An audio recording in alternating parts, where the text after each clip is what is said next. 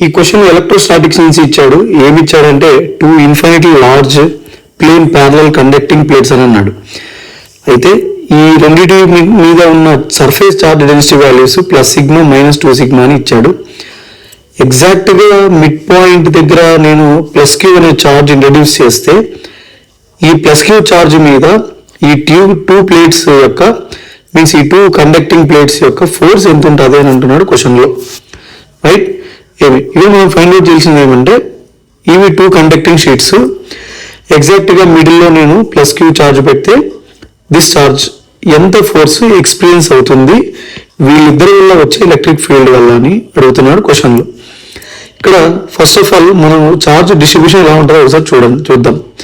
Surface charge నుంచి డైరెక్ట్గా రాసేద్దాం. First conducting sheet యొక్క సర్ఫేస్ చార్జ్ నుంచి ప్లస్ సిగ్మా, రెండు దాని యొక్క సర్ఫేస్ చార్జ్ నుంచి ప్లస్ మైనస్ 2 సిగ్మా. ఇప్పుడు ఈ ప్లస్ సిగ్మా వాల్యూని మనం ఏమని రాసామంటే అటువైపు ఇటువైపు మీన్స్ బోత్ సైడ్స్ నీకు ఎలా ఉన్నట్టు లెక్క అని అంటే కన్నా ఇటువైపు హాఫ్ అటువైపు హాఫ్ అంటే ప్లస్ హాఫ్ ఇక్కడ ఉన్నట్టు ఇంకొక ప్లస్ హాఫ్ ఇక్కడ ఉన్నట్టు. సిమిలర్లీ మైనస్ 2 సిగ్మా ఉన్న ప్లేస్లో ఓకే మైనస్ 2 సిగ్మా ఉన్న ప్లేస్లో ఎలా ఉంటుంది అంటే కన్నా ఇటుపక్క మైనస్ సిగ్మా అండ్ ఇటుపక్క మైనస్ సిగ్మా మొత్తం కలిపితే మైనస్ 2 సిగ్మా. ఇక్కడ కూడా సిగ్మా/2 ప్లస్ సిగ్మా ఉన్నట్టు లెక్క. కానీ ఈ ప్లస్ సిగ్మా/2 వల్ల ఇటుపక్క ఏం జరుగుతుంది అని అంటే కన్నా నీకు నెగిటివ్ వాల్యూ దీనికి సంబంధించిన నెగిటివ్ వాల్యూ ఇండ్యూస్ అవుతుంది. మీన్స్ మైనస్ సిగ్మా/2 అనేది ఇక్కడ ఇండ్యూస్ అవుతుంది. అగైన్ ఈ మైనస్ సిగ్మా/2 వల్ల ఇటువైపు same amount of charge but opposite direction exist అవుతుంది అన్నమాట. Means plus sigma by two. సిమిలర్లీ ఈ మైనస్ సిగ్మా వల్ల ఫస్ట్ కండక్టింగ్ షీట్ కి వైపు ఏమవుతుందంటే ఆపోజిట్ చార్జ్ అయ్యిండే ప్లస్ సిగ్మా డెవలప్ అవుతుంది. And again due to this plus sigma ఇదే షీట్ బ్యాక్ సైడ్ నీకి నెగిటివ్ చార్జ్ డెన్సిటీ డెవలప్ అవుతుంది అనమాట. మీన్స్ ఇండ్యూస్ అవుతుంది అనమాట. ఇప్పుడు ఇటు సైడ్ టోటల్ చార్జ్ ఎంత ఉంది అని అంటే అప్పుడు మనం ఏం రాయాలంటే కన్నా sigma by two minus sigma. Half minus 1 is minus half means minus sigma by two. And first షీట్కి లోపల ఇన్నర్ సర్ఫేస్ మీద ఎంత ఉంటుంది అంటే రెండు యాడ్ చేస్తే సిగ్మా/2 ప్లస్ సిగ్మా 3 సిగ్మా/2 అది కూడా plus. Similarly inner surface of second sheet మీద మైనస్ సిగ్మా/2 అడిషన్ చేస్తే మైనస్ 3 సిగ్మా/2. అండ్ అవుటర్ సర్ఫేస్ మీద మైనస్ సిగ్మా ప్లస్ సిగ్మా/2 అంటే ఎంత వస్తుంది మైనస్ సిగ్మా/2. మీన్స్ టోటల్గా ఏమి inner outer surfaces of first sheet second షీట్కి ఎంత ఉంటుందంటే ఇక్కడేమో మైనస్ సిగ్మా/2 లోపలేమో ఎంత ఉన్నట్టు ప్లస్ 3 సిగ్మా/2. తర్వాత మరి ఇటువైపు సెకండ్ షీట్ మీద ఇన్నర్ సర్ఫేస్ మీద ఎంత ఉందంటే మైనస్ 3 సిగ్మా/2,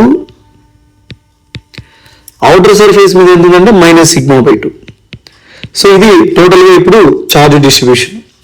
కానీ కండక్టింగ్ షీట్ వల్ల వచ్చే ఎలక్ట్రిక్ ఫీల్డ్ వాల్యూ ఎంత అంటే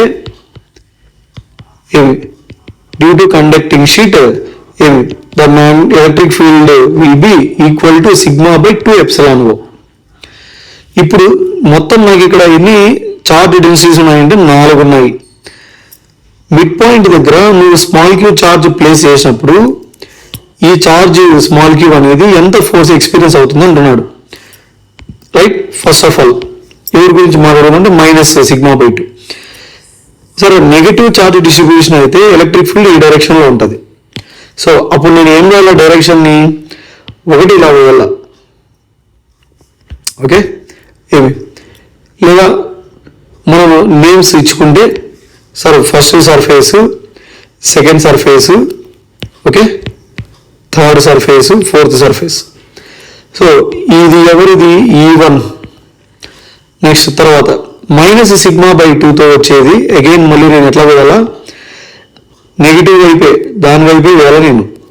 సో ఇదేమిది E4.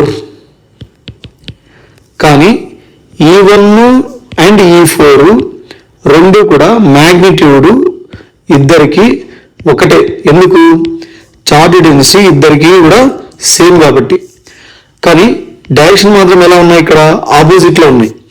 ఆపోజిట్లో ఉన్నాయి కాబట్టి ఏం చేయాలా? ఈ రెండు ఈక్వల్ అండ్ ఆపోజిట్ కాబట్టి క్యాన్సిల్ అయిపోతాయి. రైట్? అంటే వీళ్ళిద్దరి వల్ల వచ్చే ఎలక్ట్రిక్ ఫీల్డ్ ఈ ఛార్జ్ని ఏమీ ఇన్ఫ్లుయెన్స్ చేయలేదు. రైట్? కాబట్టి తీసేద్దాం వీళ్ళిద్దరిని. నెక్స్ట్ ఈ plus 3 sigma by 2. Sir positive charge density ఉన్నప్పుడు ఎలక్ట్రిక్ ఫీల్డ్ ఎప్పుడు కూడా అవుట్వర్డ్స్ ఉంటుంది. సో ఏమిది? E2 value, E2 bar. Similarly negative charge distribution వల్ల వచ్చే ఫీల్డ్ కూడా ఏ డైరెక్షన్లో ఉంటుందంటే నెగిటివ్ డిస్ట్రిబ్యూషన్ వైపే ఉంటుంది. అంటే దిస్ ఈజ్ E3 బార్. ఇద్దరు ఒకటే డైరెక్షన్లో ఉన్నారు. అప్పుడు నెట్ ఎలక్ట్రిక్ ఫీల్డ్ ఎంత అవుతుంది అని అంటే E is equal to E1 bar plus E2 bar. Okay? Sir magnitude ఒకటే రాస్తే సరే E1 బార్ అంటే charge distribution divided by 2 epsilon రాయాలా. ఇక్కడ చార్జ్ డిస్ట్రిబ్యూషన్ 3 సిగ్మా బై 2 ఇద్దరికి కాబట్టి ఏమని రాయాలా?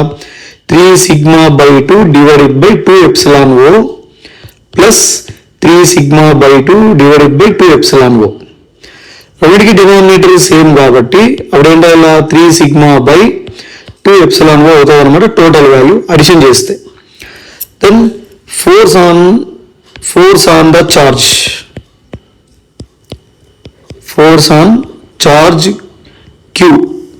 ఫార్ములా ఏమి? F is equal to QE. Right? So F is equal to Q means charge. E అంటే 3 సిగ్మా బై 2 ఎప్సిలాన్ ఓ.